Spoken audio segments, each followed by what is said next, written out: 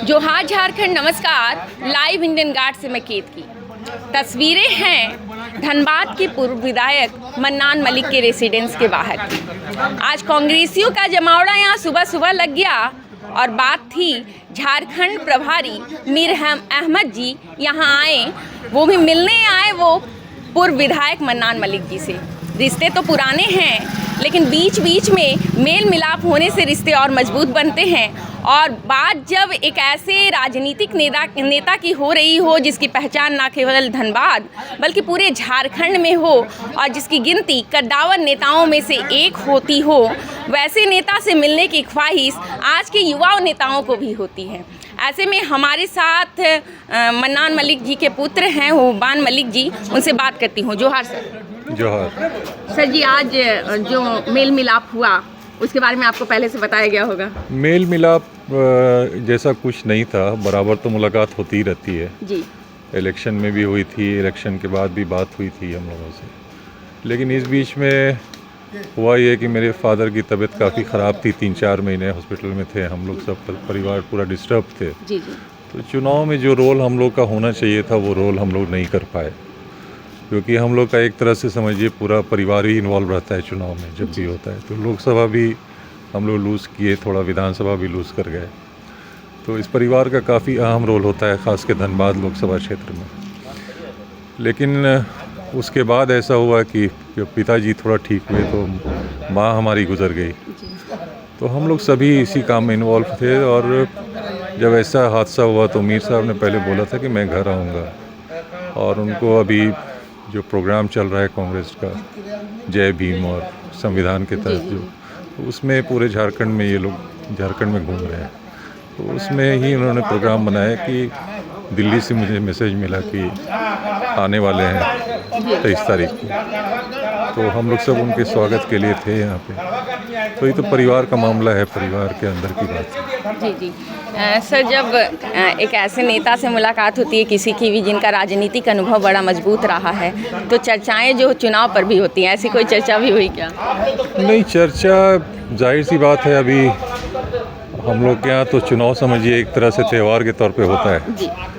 तो अभी करेंटली ये चुनाव जो है, आपको मेयर का चुनाव है, वार्ड पार्षद का चुनाव है, तो लोगों ने ये मुद्दा उठाया यहाँ पे।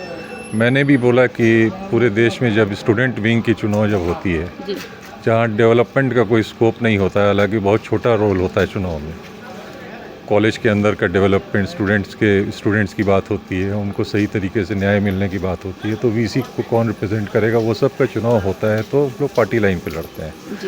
तो धनबाद में जब मेयर का चुनाव हो रहा है तो सरकार चूँकि अपनी है, तो हम लोग क्यों नहीं अपने पार्टी को खड़ा करते हैं, क्योंकि पार्टी का अगर लोकल बॉडी में काफ़ी से होगा तो डेवलपमेंट दिखेगा।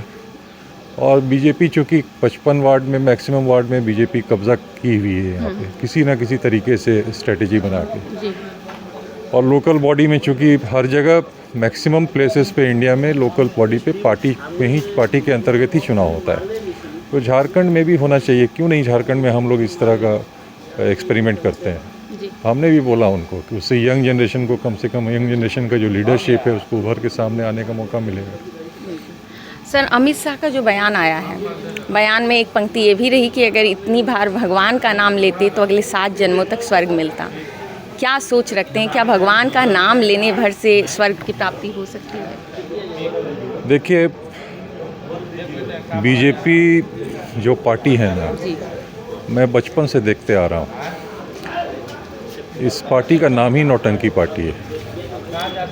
ये अगर भगवान राम के नाम पे मंदिर बनाई है, जिसको आप बोलते हैं कि हाँ भाई ये मेरा क्रेडिट है, तो भगवान का पूजा जो है वो भगवान राम हो या किसी भी भगवान की पूजा हिंदुस्तान में किसी की मोहताज नहीं।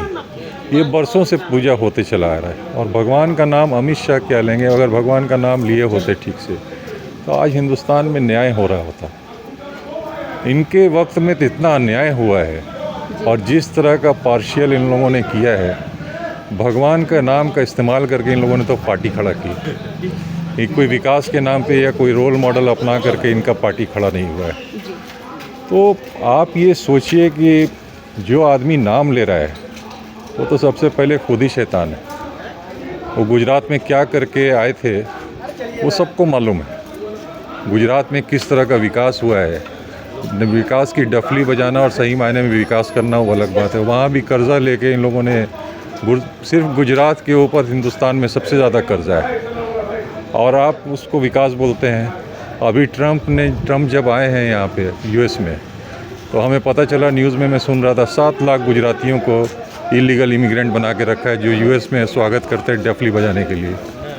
तो ये सब इनका खोखला विकास आपको ये पहले नहीं दिखाई देता था मनमोहन सिंह के टाइम में या पीवी नरसिम्हा राव जी के टाइम में या गांधी परिवार जब प्रधानमंत्री हुआ करते हैं। तो ये एक परसेप्शन और नैरेटिव क्रिएट करते हैं भगवान के नाम पे भी और वोट खींचने का काम करते हैं। तो ये सब इनके वक्त में आपको यही सब सुनाई देगा। अंतिम सवाल रहेगा, गणतंत्र दिवस पर कोयलांचल वासियों को क्या कहेंगे? बहुत बहुत मुबारकबाद।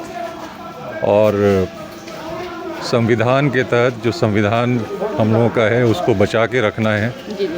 और ख़ास के भाजपा के लोगों से दूर रहिएगा तो संविधान ज़्यादा मजबूत रहेगा। बस मैं इतना ही बोलूँगा। धन्यवाद आपका। तो वक्तव्य आप सुन रहे हैं। उस तरफ आप देख सकते हैं पूर्व विधायक मन्नान मलिक जी जो हैं अभी उम्र की उस दहलीज पर हैं जब रोगों ने दस्तक देना शुरू कर दिया है और ऐसे में उन्हें फिजियोथेरेपी का भी साथ लेना पड़ रहा है और लगातार मेडिकेशन पर हैं वो। ये तस्वीरें हैं धनबाद की, तस्वीरें हैं धनबाद कांग्रेस की। और धनबाद के आज मैक्सिमम कांग्रेसी सुबह सुबह नाश्ते के टाइम पर ही मन्नान मलिक जी के घर पहुंचे हुए थे। वजह मैंने आपको बता दी है। फ़िलहाल कमेंट सेक्शन आपके लिए खाली छोड़कर जा रही हूँ, उसमें लिखिएगा कि लोकल इलेक्शंस के बारे में आपकी प्रेडिक्शन क्या है, आप क्या सोचते हैं, कब तक झारखंड में लोकल इलेक्शंस जो हैं वो अनाउंस किए जा सकते हैं।